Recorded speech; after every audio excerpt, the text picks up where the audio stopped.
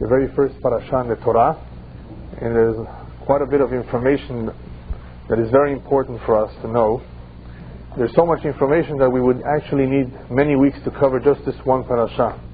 But I'm going to try to compress it all into one evening and talk about the most important points, even though there are quite a few in this parasha.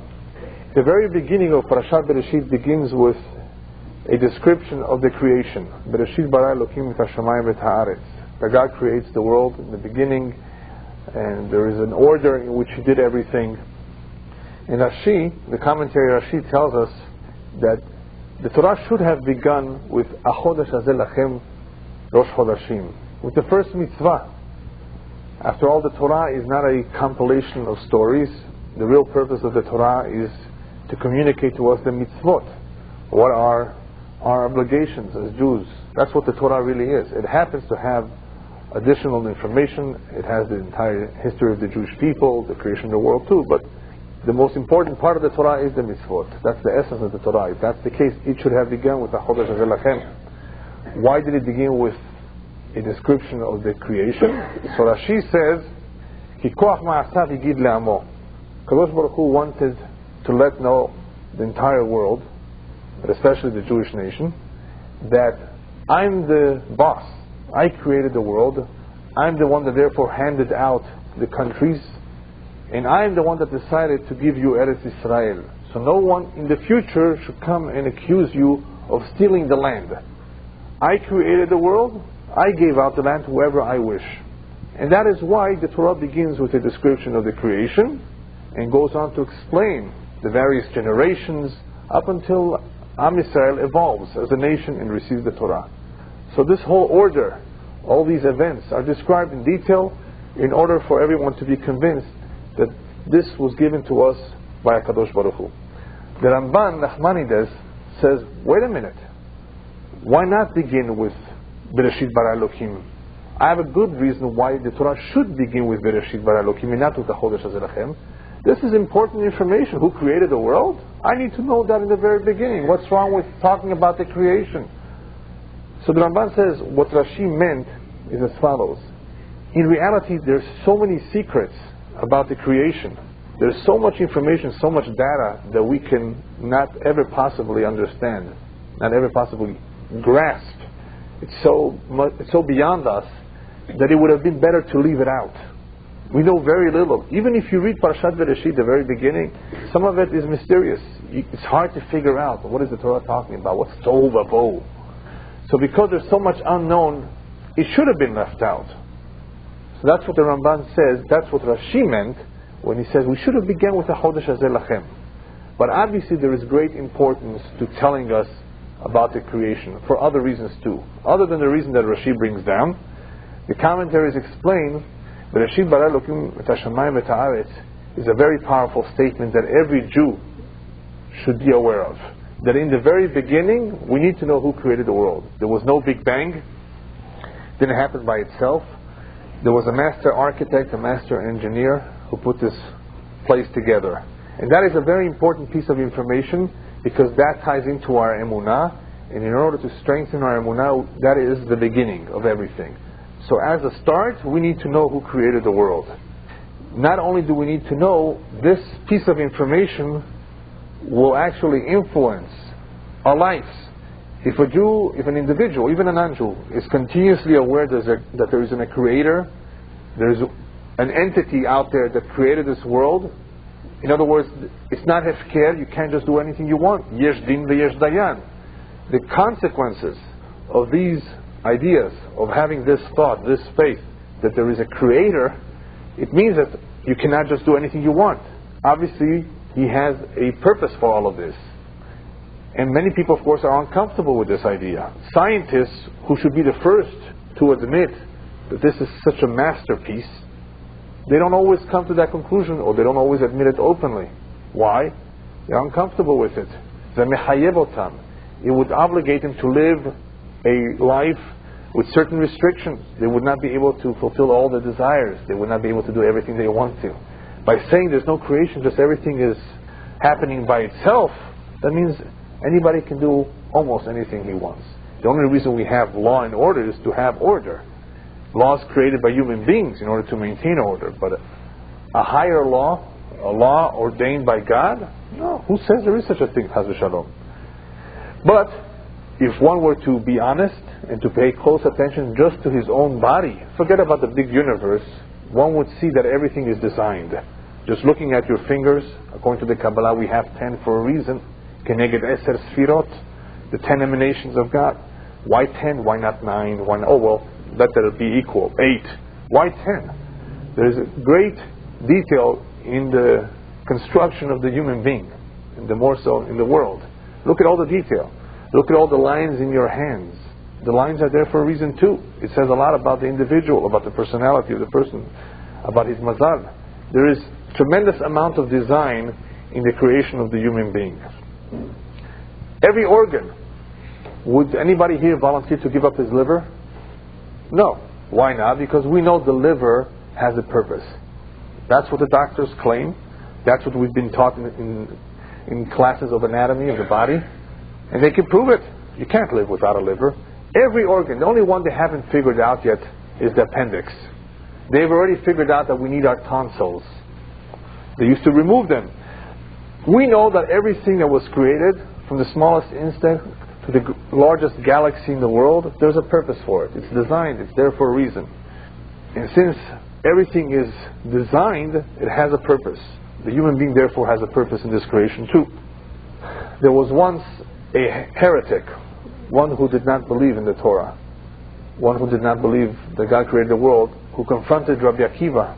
Rabbi Akiva, can you prove to me that God created the world? He says, it's obvious. He says, well, it's not obvious to me. So Rabbi Akiva asks him, tell me, who made your suit? He says, what do you mean who made me the suit? The tailor. I don't believe you, Rabbi Akiva said. I don't believe you that you say that the tailor made the suit. Maybe you just found it somewhere by itself. He says, it's obvious the tailor made it. Well, just like it's obvious the tailor made your suit. Isn't it obvious that God created the world? Hashamayim mesaperim kevod el u'maaseh yadav magid arakia. The heavens tell the handiwork of Hashem. You can just see that He made, He created, He designed. And that's how he left this heretic. The students of Rabbi Akiva said, that's not a good enough answer. What do you mean it's obvious? Just like the tailor was obviously made, just like the suit was obviously made by a tailor, so was the world. What kind of an answer is that? So Rabbi Akiva said, it's very simple. Just like a house gives testimony that an engineer, a contractor built it, it says so. It gives testimony to that fact. The same is true with this world. It just gives testimony. The many, many details that we see could not have happened by themselves. It's just common sense. It's just logic. One who does not believe it, doesn't accept it, it is because he's trying to escape, accepting this important fact. The detail that we receive in the Torah about the creation, however, also serves for another purpose. The Torah went into some detail to describe to us what was created, because in the end, the most important part of creation is the human being. And we need to be reminded, we need to be told that the human being is here for a purpose. He wasn't placed here just to have fun in this great creation. The human being has a purpose in life. He has a job, Jew and non-Jew. And that is the meaning of the word Zeh Sefer Toledot Adam, when the Torah begins to describe or to summarize what is going on. Why is the Torah summarizing this? So Ben Azai, one of the rabbis, said, Zeh Sefer Toledot Adam, these words, this chapter, Zeklal Gadol B'Torah. It's a very important, you saw the very important fundamental in the Torah. Just like Rabbi Akiva says, Ve'afta le'acha kamocha, Zeklal Gadol B'Torah, love your friend as thyself. It's a very important klal because it leads to the fulfillment of all the mitzvot. Zeh Sefer Toledot Adam, Zeklal Gadol B'Torah. This is a very important klal, a rule, a fundamental in the Torah, because it explains a lot. All the description, all this information given to us is to remind us that there is a tachlit, there is a purpose to all of this. We're here for a reason. Now, if we're here for a reason, wouldn't it make sense that we know what the reason is? When you buy a sophisticated machine these days, they give you a manual. They have to give you a manual. Now, many people don't read the manual. But the manual contains valuable information on how to run your dishwasher, your microwave, your computer. It's hard to figure out everything by yourself. So HaKadosh Baruch Hu also gave us, as we call it in Hebrew, Horaot Yatzran. He created the world. He had to somehow communicate to us what to do here. So to the Goyim, He gave Sheva Mitzvot B'nei Noach. Later on, next week's Parashat. He gives them 7 commandment basics. Just do this and you'll be okay. That's all you got to do. To Am Yisrael, a later point in time, He gives 613. This is what we're supposed to do. This is a map on how to guide ourselves in this world, in this creation. The human being is created at the very end, on the 6th day. So the commentaries tell us why He's the most important. Yeah, exactly. Because He's the most important, He's created in the very end. Why? Isn't the most important one created first? Everything else that was created in the world was created for Him. HaKadosh Baruch Hu brings Adam HaRishon at the very end. Here, ready-made. Go, enjoy it, use it. So the whole creation was there before Him because it's there for Him. Adamu Nezer HaBriah, He's the crown of creation. He's the most important part of creation. And everything in the world that we see somehow is to serve Him. Somehow it helps Him. The Midrash says, however, there's another reason why man was created at the end. She'im yidga'eh, if he becomes arrogant and he thinks highly of himself, he will be reminded, Hazvu bach lefanecha. The fly, the mosquito, was created before you. Don't think so highly of yourself. But the greatest emphasis in the beginning of Parashat Bereishit, given in the creation of man, is not so much about his purpose. That we don't see immediately. It's much more about how unique he is, how different he is from everything else that was created. Vayipach be'apav nishmat hayim. HaKadosh Baruch Hu put into him a neshama. Something that He did not put in the animal kingdom. Not in the birds, not in the fish. That distinguishes him from everything else. Because after all, monkeys do look like human beings somewhat. What makes the human being really different? The neshama. Only the human being has something called a neshama. Now what is the neshama? The neshama, the Zohar says, is a helek eloka mima'al. It is a part of Hashem. When you blow a balloon into a balloon, you're blowing a part of yourself into the balloon. Your air is going into the balloon. By pach be'apav, when HaKadosh Baruch Hu blew into the nostrils of the human being, He blew something from Himself. That is why the Zohar says, the neshama is a helek eloka mima'al. It's a part of God. Very simple. Now, since the neshama contained in the human body is a part of God, the human being is therefore composed of 2 parts. Half animal, half divine. Now, what happens when somebody is half-half? Well, let's take a look. The fish, because their element, their yesod, for what they are created from, is mostly water, they can only survive in water. They go out and breathe a little bit of air. They are mostly water, they need water. Birds are able to fly in the air because they have a concentration of the element of air. There's 4 elements: earth, water, fire, and air.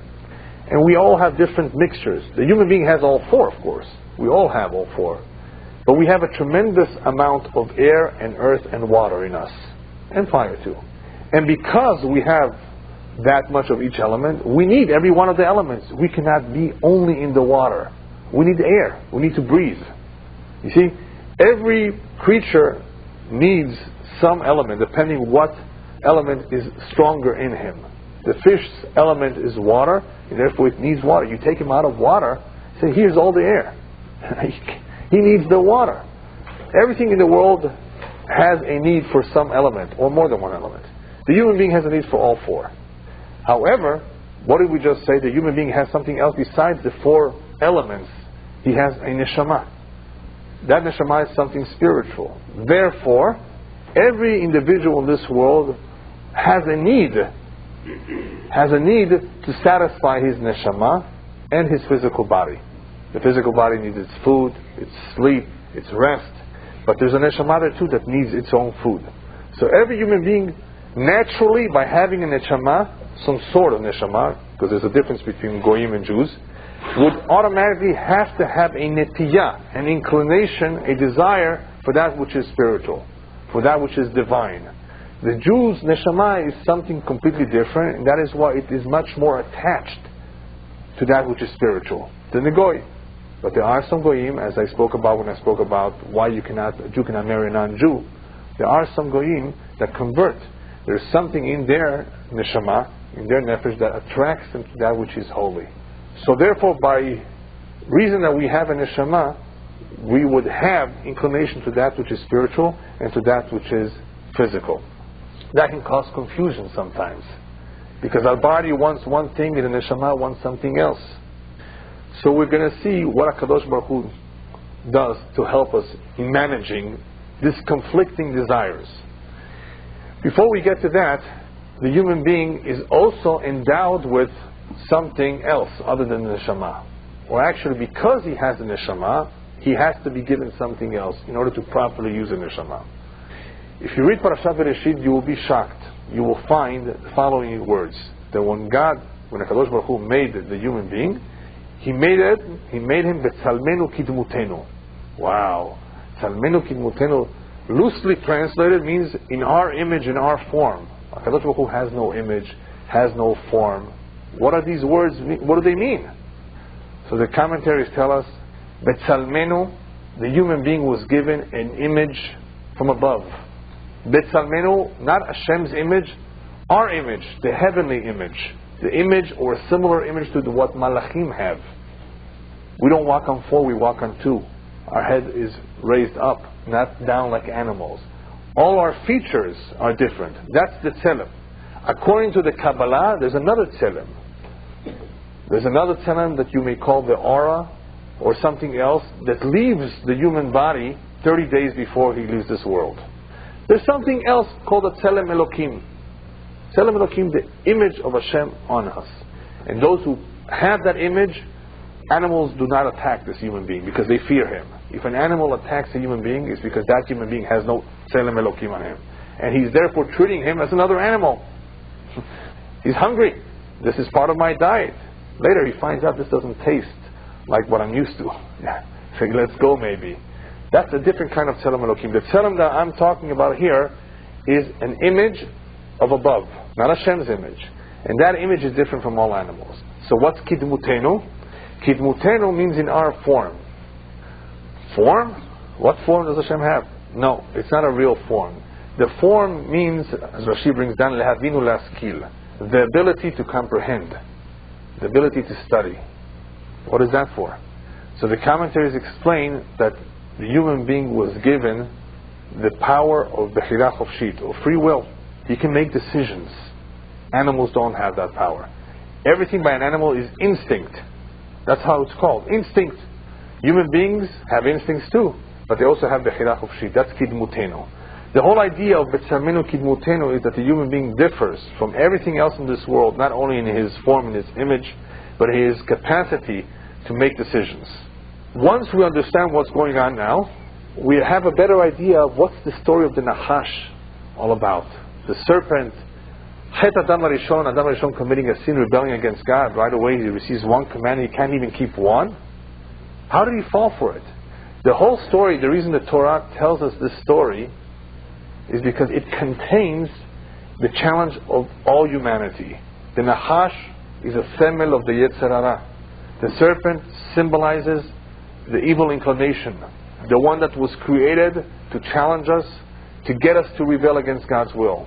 Otherwise, how are we going to ever get reward for our work? If everything is obvious and automatic, there has to be something to challenge us. That's the Nachash. The Nachash that existed back then is what we call today the Yetzer Hara. That's the whole story there, is to remind us there is a Nachash out there in the street. There is a Nachash in you. There's a Nachash after you at all times. Therefore, the human being will always have to make a decision, will always have the choice of listening to the Nachash and running away from his responsibilities, from his job, from his mission, or being a real partner in the creation, which is what HaKadosh Baruch Hu wants us to be. The story of Cain and Hevel, where Cain murders Hevel, the story of the generation of the Mabul, the story of Dora Palaga, which we'll talk about next week, the story of Az Yuchal Likro B'Shem Hashem. There's an episode or a period in the history in Parashat Bereishit where the Torah describes that at some point man began to worship idols. All these incidents, what are they recorded for? They're all incidents of failure. Humans have failed. They've turned against God. They've followed their evil inclination. All of these incidents are mentioned, recorded in the Torah to remind us, yes, human beings can fail. They have failed. And they were so close to the beginning. It's incredible. But yes, the powerful Yetzirah is always after us. And man can fail. Now, since man can fail, and since he always has the ability to choose between right and wrong because of his free will, he needs to have help. He needs to have help on how to make the decisions. So what did we say earlier? That help comes about in Horaot Yatzran, instructions, a manual of instructions of what to do. There needs to be something. What do we do? Who do we follow? Goyim receives 7 mitzvot. Am Yisrael later on receives 613 mitzvot. What's the purpose of the mitzvot? Not only to give us direction, but to remind us we're not here for a picnic, we're not here to have fun. This is called in the Kabbalah Olam HaAsiyah. This is the world of action. Action has to take place. Things have to be done. The world is incomplete. It's incomplete. Hashem completed the world. He completed His share, His part. The rest we have to complete. Completing it by way of performing mitzvot. So we are therefore here for a reason. What is that reason? To do the will of Hashem, not to do our personal will. And when human beings fail, it's usually because they're doing what their will is, not what Hashem's will is. Very simple. They have basically followed the advice of the Yetzer instead of looking at what the Torah says, or if we're talking about a goy, looking at what their obligations are, the 7 mitzvot b'nei Noach.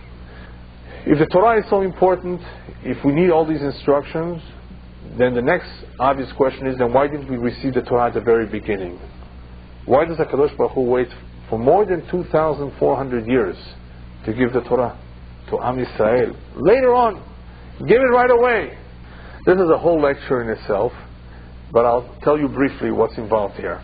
If you read Parashat Bereishit, Parashat Noach, Parashat Lech Lecha, and on and on and on, until you reach Yaakov Avinu, you will find that there is a filtering system going on here.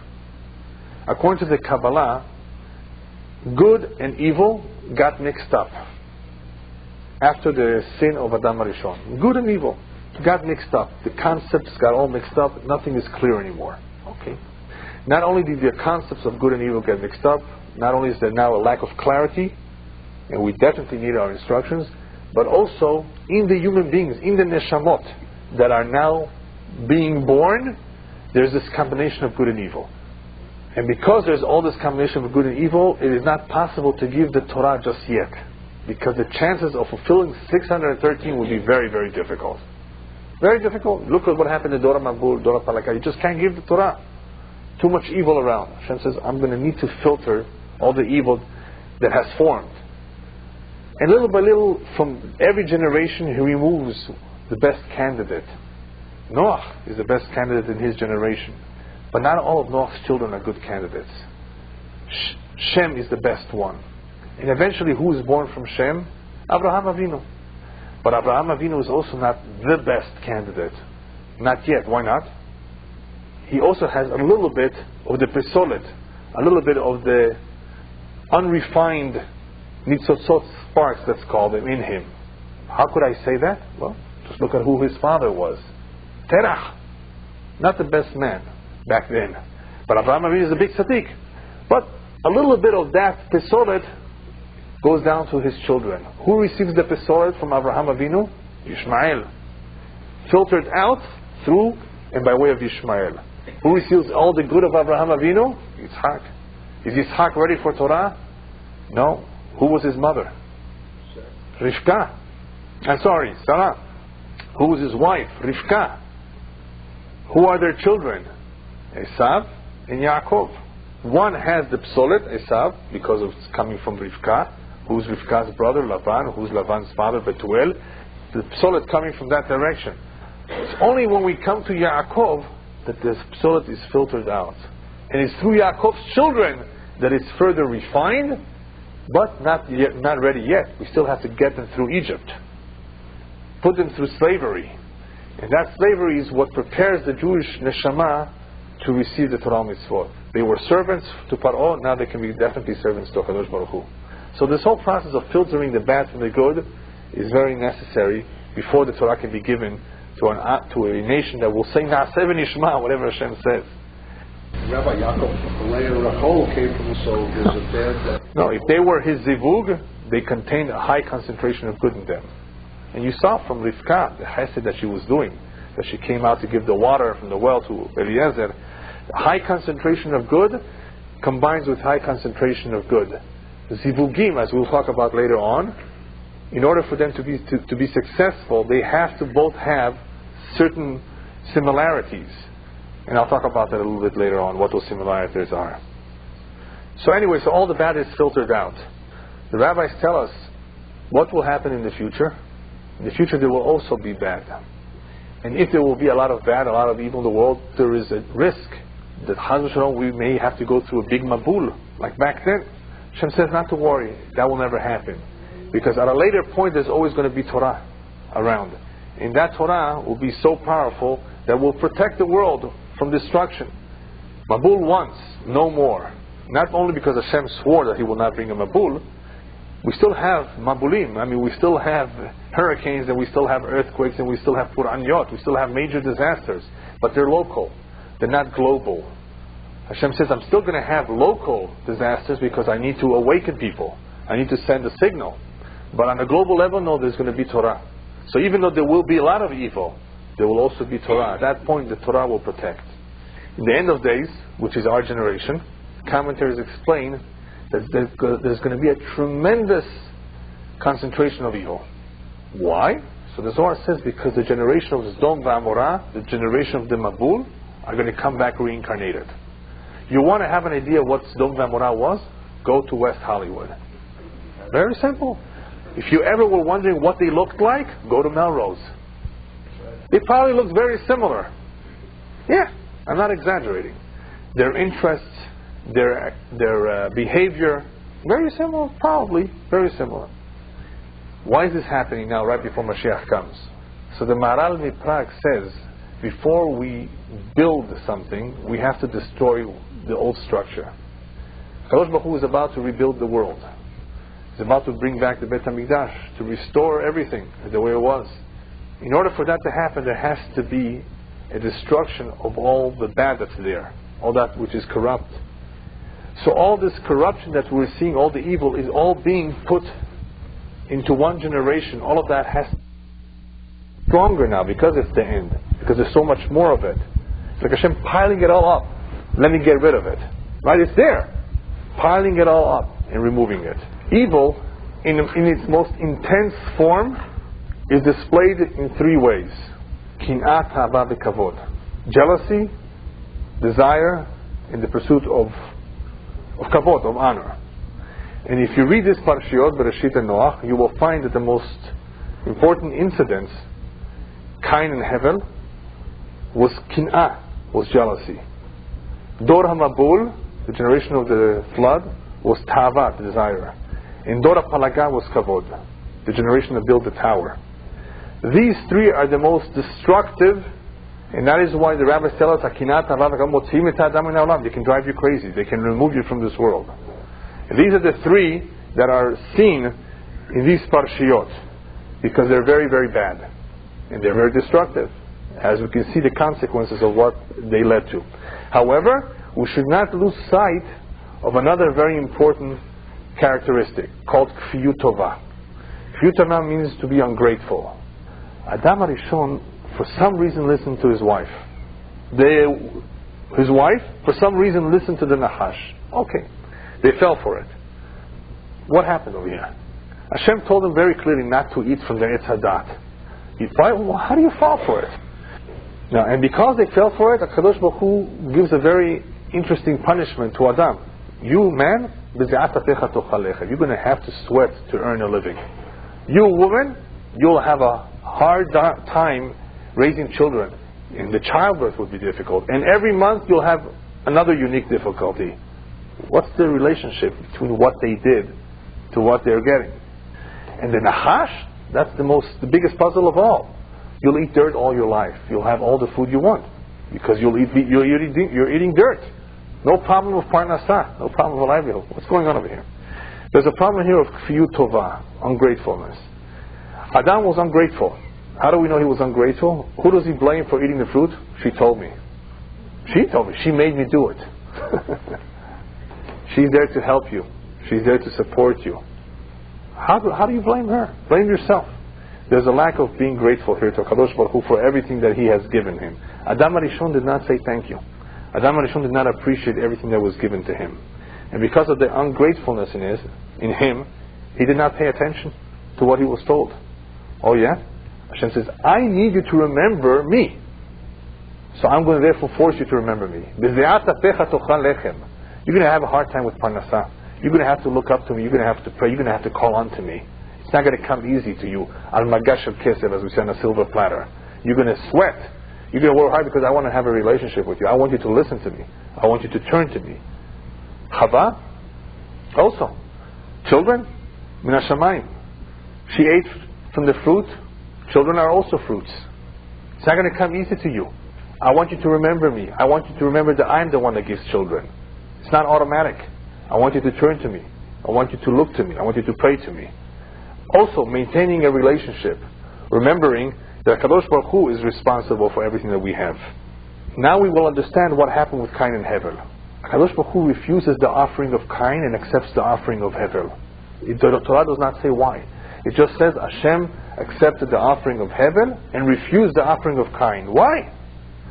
So if you look at the Pasukim there, you can bring me a Chumash. HaKadosh Baruch Hu wants us to thank Him for everything that He has given us. HaKadosh Baruch Hu wants us to remember that everything is from Him. That is why the first fruit in Eretz Yisrael, the Bikurim, we bring to the Bet HaMikdash.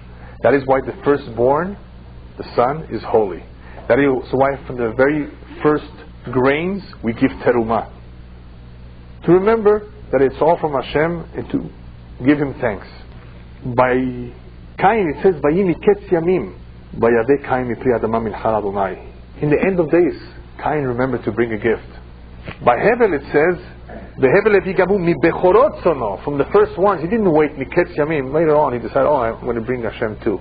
The very first fruits Hevel brought, and not only the very first, the very best.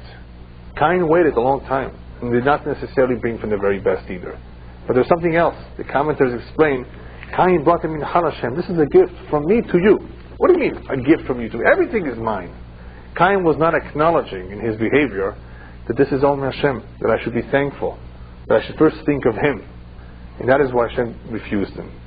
Kfiyut tovah, ungratefulness. That is what is seen in the very beginning of Parashat Bereishit. A very important characteristic that we shouldn't overlook. The Nachash, therefore, is punished very seriously, very severely. You're going to have dirt. You're going to only eat dirt. What kind of a punishment is that? That's great. That's a blessing. Wherever he goes, he has food. Hashem does not want him to turn to Him to ask for food. The lions, the cubs, are asking Hashem for their food. All animals turn to Hashem to ask for food. The Nachash never turns to Hashem because it always has food. Plenty of it. Plenty of dirt. Why? Because Hashem doesn't want to speak to him anymore. Completely excommunicated. Very serious punishment indeed. Whereas with Adam and Chava, HaKadosh Baruch Hu wants to have a relationship. Hashem wants to have a relationship with every human being. Hashem wants us to turn to Him. Hashem wants us to be grateful. However, why shouldn't they be able to eat from Etz Hadat? Why did HaKadosh Baruch Hu tell them, don't eat from this tree? Everything else is okay. Off limits. What's wrong with knowing? Etz Hadat? Great. Anybody want to suggest what's wrong with eating from Etz Hadat? So you might say, okay, it was a test. No. Hashem really, the rabbis tell us, eventually intended to give Adam and Chava the opportunity to eat from the Etz Hadat and to have the Dat. But there is a very important point here. Not everything is for us to know. It is not possible for us to comprehend everything. And one may just begin to think, wait a minute, what was before Hashem? What happened before Bereishit? We might begin to explore, to investigate things that are beyond us, that the human mind is incapable of understanding. Etz Hadat is dangerous, therefore. HaKadosh Baruch Hu gives it to us in the right time as much as we need to know, and we have no permission to investigate that which is beyond us. Perhaps that is an explanation of why the Etz HaDat was chosen to be off limits in the beginning. Not everything is for us to know, and not everything is possible for us to know. So we spoke a little bit about the disobedience of Cain, Adam and Chava. Now what happens? Disobedience will occur in the future too. We said Adam has Bchira Chofshit. HaKadosh Baruch Hu Magdim Refuah L'Makaz, we say in Hebrew, he already prepared the remedy. Because in turning to Cain, Cain felt bad. Now he's going out in the diaspora, he's removed from Hashem.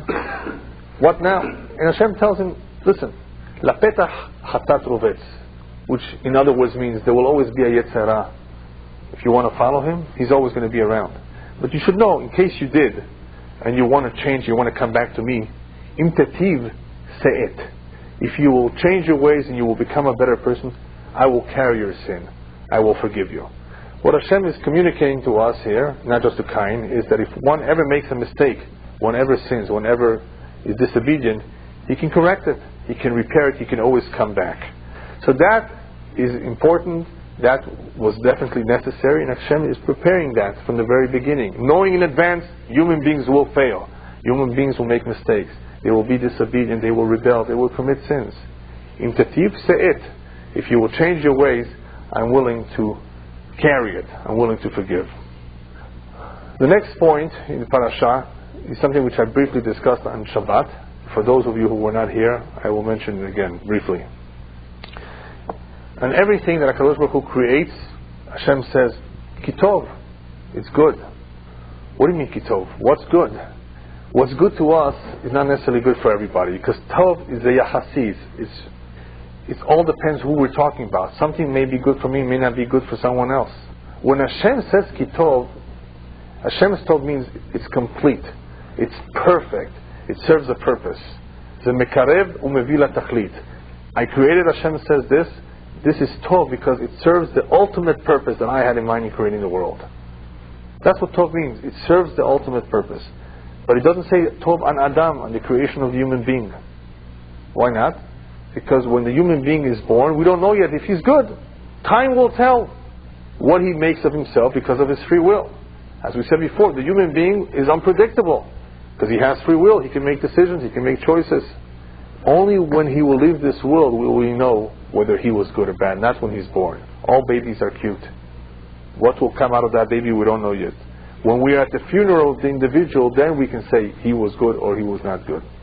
So in the beginning, we don't know if man is good or not. However, from time to time, HaKadosh Baruch Hu asks us how we're doing. And that is insinuated in the word Ayeka. HaKadosh Baruch Hu is looking for Adam after the sin. And he says, Ayeka, where are you? Well, Hashem doesn't know where Adam is. He was hiding, it says. Hashem says, Ayeka, where are you? So some commentaries explain that word Ayeka is Hashem's call to every one of us all the time. We're here in this world. Where are you? What have you accomplished? What have you done with yourself? HaKadosh Baruch Hu is always asking us, constantly reminding us. And now we come to the biggest question of all. Hashem is asking us, Bemet, what have we accomplished? What have we done with ourselves?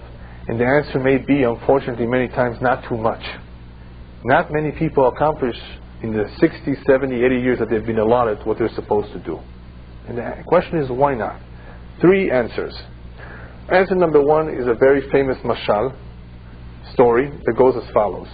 There was once an individual who was struggling for parnasah, having a hard time, and he tells his wife, you know what, I decided on a plan. I received by inheritance a map in some faraway island. There's a lot of money to be made because there's diamonds everywhere. And I have this map, and I'm going to get on a boat, and I'm going to get there, and I'm going to bring a lot of diamonds home. And hopefully all those diamonds will help us for the rest of our lives. Great plan. Go. And they part. The man arrives at the island. He sees that there's diamonds everywhere. He immediately grabs a big bag and begins to load the diamonds. All of a sudden he sees the natives making fun of him. What are you making fun of me? He says, diamonds. It's worthless. What are you wasting your time picking this up? This is worthless. Then what's important here? What's important in this island? Potatoes. We don't have any. And if you are able to grow potatoes, you're going to make a lot of money. Potatoes? Okay.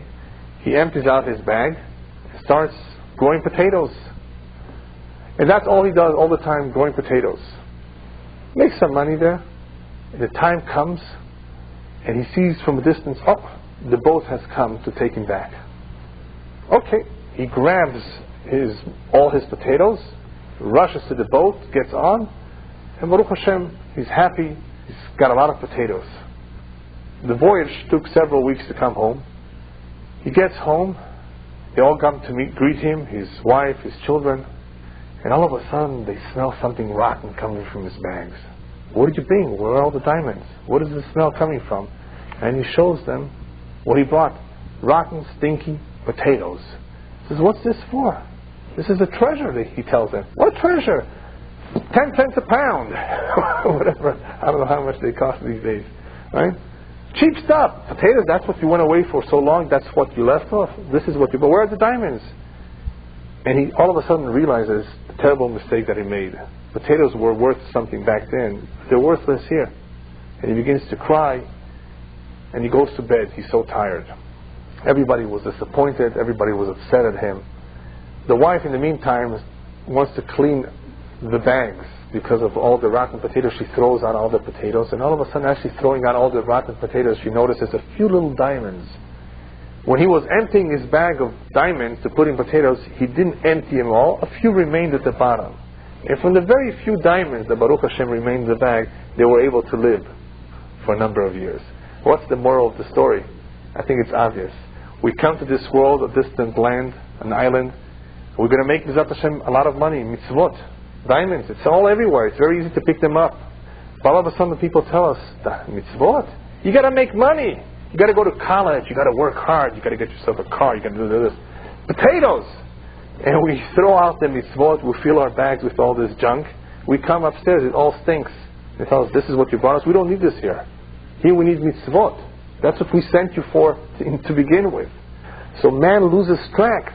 He thinks that this is what's important. In reality, that's totally unimportant there. What's important there is the real diamonds, mitzvot. So reason number one, people are distracted. People forget what's really important.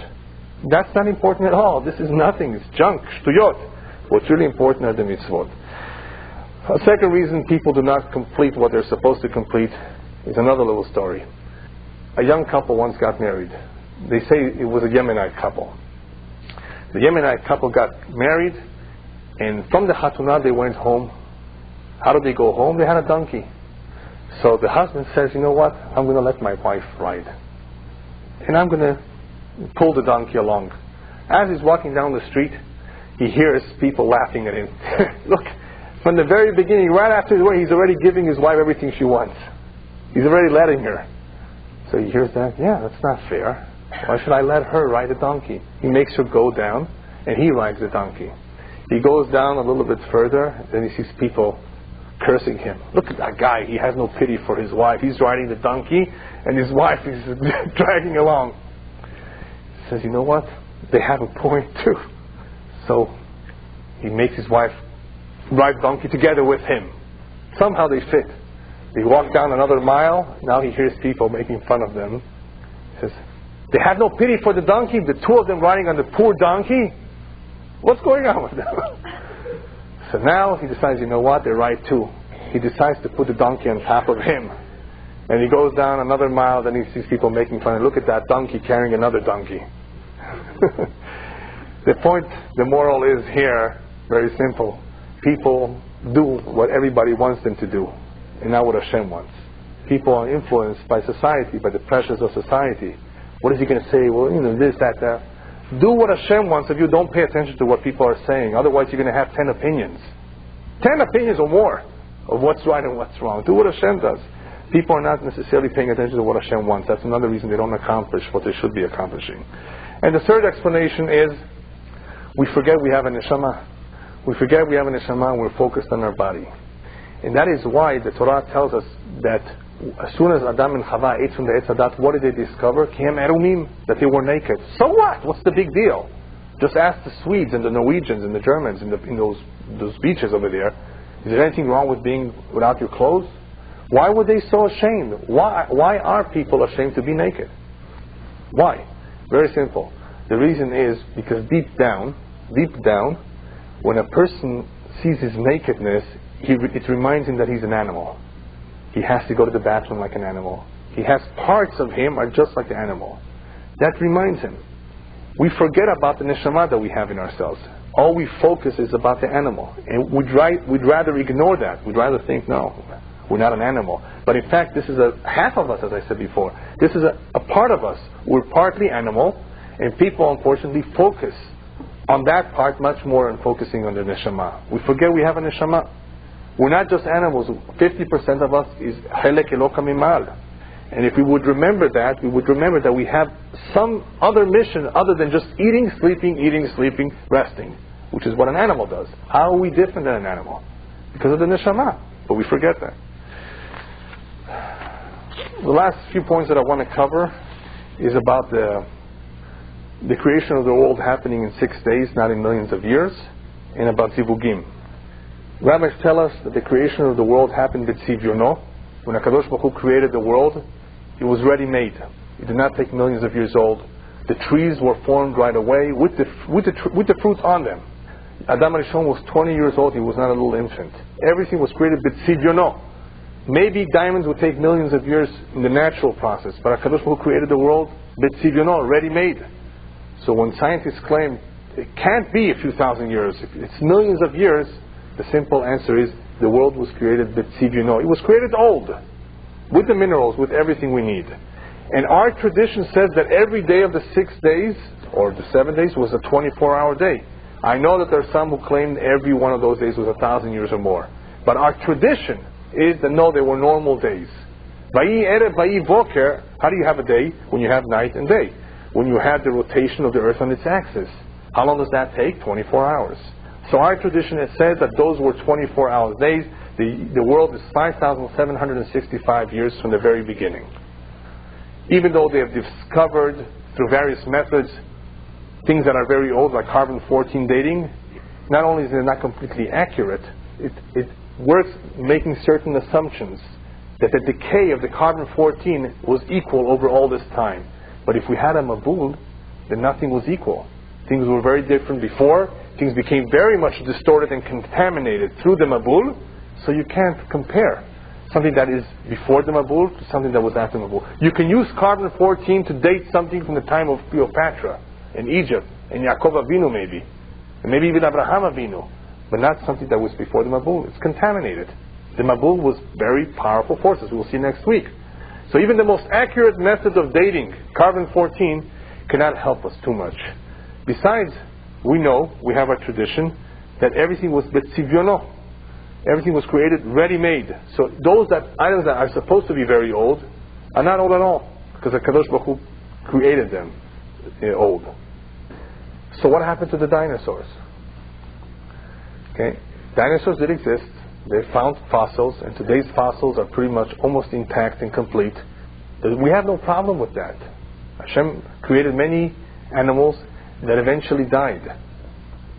Why did they die? Why did Hashem allow them to become extinct? Only fish were given the blessing of Pru'urvu because we hunt them so much. Other animals were either hunted, died from disease, from famine, or from the mabul. Many died in the mabul. Because after all, Noach only took 2 of each, of the unclean ones. And there were not too many dinosaurs, even though there were a lot. Right? So, through a combination of reasons, as we will see next week, if I remember, I'll talk about the 2 additional floods that occurred. One during the days of Enosh, and one during the Dora Panaga, where 2/3 of the world was inundated, and another time where 1/3 of the world was inundated. Because of all these forces of nature, the floods, the inundations, something else happened. The continents drifted. Hashem did not create a jigsaw puzzle of pieces. Hawaii here, New Zealand here, Africa like this. I mean, what kind of a shape of an earth is this? It was all beautifully round. It was all symmetrical. Hashem makes everything perfect. Everything is round. The moon is round, Jupiter is round, and so was the earth. The earth was in the globe. And the water was around it. But all these forces of nature were so powerful that they caused, as scientists admit today, a drift in the continents. Last but not least, a very important part in Parashat Bereishit discusses zivugim. Also a very big lecture in itself, several lectures about zivugim, but I'll briefly touch on it. How is Chava created? From Adam. She was not there by herself. From Adam. Hashem took a part of Adam and created her. So the Kabbalah says every zivug in the future will be, a true zivug will be exactly the same way. The wife will be taken from the man. It's all one neshama. They will be split into two halves. The man will come down usually first, and the woman will follow. Ve'im zachu, if they are meritorious, Hashem brings them together. Hashem is the only one who's mezavek zivugim, because only He, no angel, no mazal, knows who belongs with who. He knows where the other half is of this puzzle. And the rabbis call this other half, the woman, Avedah. She's lost. Until we find her, she's lost. She doesn't know where she belongs. He doesn't know where she is. She's an Avedah. And it's up to the Baal Avedah to look. That is why the man has to look for the woman, and not for the woman to look for the man. And how do they know that they found each other? That's a secret. You have to see me later for that. Now, I'll tell you briefly. There are many ways to know, but one way that is brought down is when the mind and heart are both convinced that this is it. Sometimes the mind says, yes, it makes sense. Sometimes the heart says, yes, it makes sense. When the mind and the heart are comfortable, you have no reason to doubt it. People have hesitations for all sorts of reasons. But if the mind and the heart are comfortable, they've reached a certain comfort level where they don't have a real opposition to this, that's a good sign. There are other ways to know. There are other ways to know. But this is basically, in short, a quick way to determine after a number of days if this is it or not. The mind and heart are both in sync. Yes, this makes sense. This is better than anything before. Anyway, we need a tremendous amount of zechuyot that we don't make a mistake. Because people today are misled by how much money does he make, what car does he drive. So we need a lot of clarity to look away from all these shtuyot and to focus on what's really important. So one needs to pray that Kadosh Baruch Hu should guide him and that he should not choose the wrong person. Just because, he makes a good living, he's going to take care of me. No, that's not enough. There has to be good chemistry. Because we want it to last. Not for 1 year, for many more years. So there has to be a good feeling. The heart and mind have to both agree. This woman, this zivug, is an ezer kenegdo, the Torah says. She compliments him, she will help him, she will support him. Wherever he is lacking, she will fill. Wherever she's lacking, he will fill in. He cannot be without her. That is why she was created from him. To remind the human being, you need her. You can't stay single. You need to have this helper. She will fill in where you can't. She will bake, she will cook, she will have the kids. A man cannot do everything. She's going to be an ezer kenegdo. Man is therefore reminded he can't do everything. He needs lo tov v'yot adam levado. Man cannot be by himself, cannot be single. And what will they accomplish together? Vayule basar echad. They will become one unit. That is what they should concentrate and that's what they should focus. That's what they should want. If a couple has the desire to succeed, to become one, they have to be willing to let go of the parents' home and not allow the parents to interfere and to make trouble. Focus on each other. Pru have children. That's the purpose of marriage too. And hishtalmut. That is how each one will become stronger. Before we're married, we're half. We don't have our maximum potential. We get married, we settle down. If it's the right zivug, they will complement each other, they will become one unit, they will both become stronger, and they will receive the beracha as a result. When the two who belong with each other stay together, they receive the beracha. The Shekhinah resides in their home. People have had problem with the lack of equality between men and women in Judaism.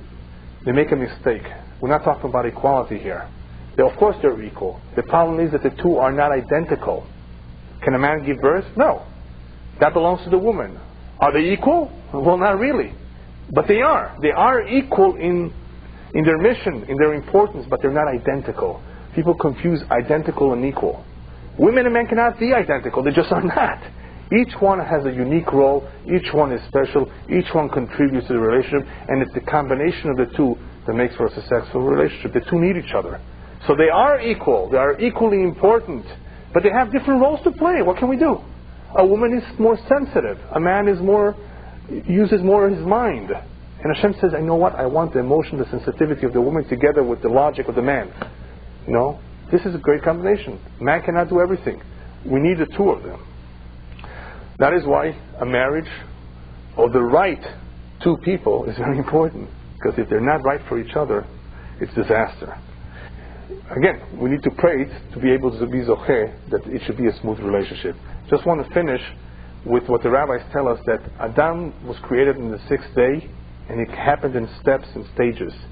Different parts of his body were formed until he got up. This represents the last 1,000 years of the 6,000 years. In this last 1,000 years, when Mashiach is going to come, man is being formed. He's getting up. And as soon as he gets up and receives the da'at, that is when Mashiach will arrive. We're holding at that point right now. When man is finally getting up. When the gates of wisdom, as the Zohar says, have opened up. And all of a sudden we have all this knowledge, this information all over the world through the internet and all this technology. The gates of wisdom have opened up. So right now we are eating from the Etz Hadat, which we could have eaten a lot earlier had we had the zechut to receive all this information. Hashem is giving it to us all now. And this is nothing compared to the da'at that we will have when Mashiach comes. As the Prophet says, at that point it will be kamayim layam mechasim. The knowledge of Hashem will be so great and so vast as the waters covering the seas. B'ezrat Hashem, we should be zocheh to see that very soon.